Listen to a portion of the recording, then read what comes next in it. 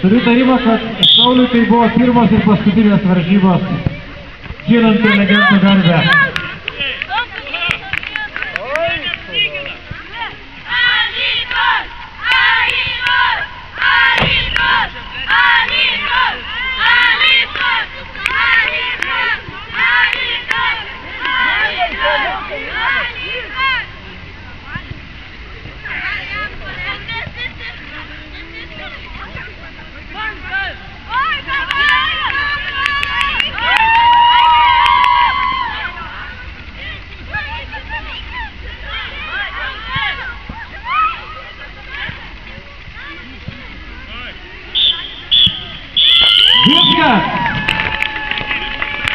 Įtemptoje dvikovoje rezultatas po 2 kėlinių 3-3 lygiosios.